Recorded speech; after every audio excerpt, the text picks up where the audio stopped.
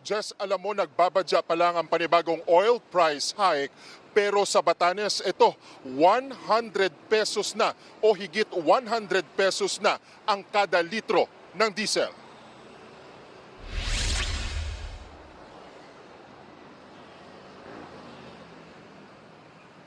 Tuloy na pagtaas ng presyo ng petrolyo, bunsod pa rin ng patuloy na sigalot sa Middle East. Isa na riyan, si Mang Miroy. Kung tumaas pa yan, abutin man 100 yan, mapilitan na kung tumigil ng biyahe kasi pakikitain ko, di pagod lang ang ko. Pagod lang makukuha ko. Posible sumipa sa susunod na linggo ng 19 pesos hanggang 22 pesos ang kada litro ng diesel, 14 pesos hanggang 17 pesos naman sa gasolina.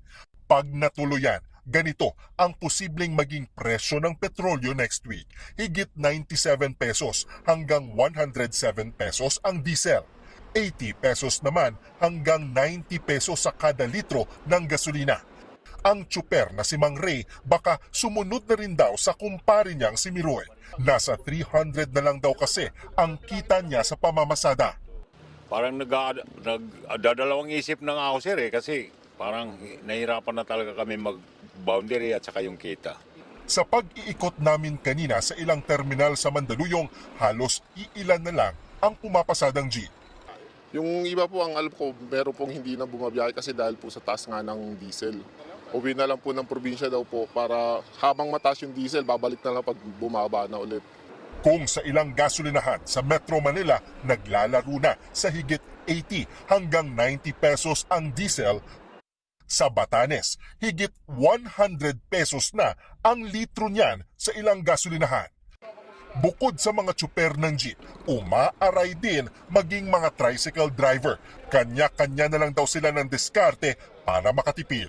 Ang ginagawa ko na lang, hindi ko pinapatakbo ng mabilis, dahan-dahan lang. Pagka malalayo ang hatid, ayaw ko ng hatid kasi babayaran ka ng mura, tapos ang layo. Samantala, aarangkada na ang pamamahagi ng ayuda para sa mga tricycle driver sa Martes. Makakatanggap sila ng 5,000 pesos. 139,000 na mga tricycle driver sa Metro Manila ang benepisyaryo niyan. Ang iba namang driver, isusunod na rin daw ng pamahalaan.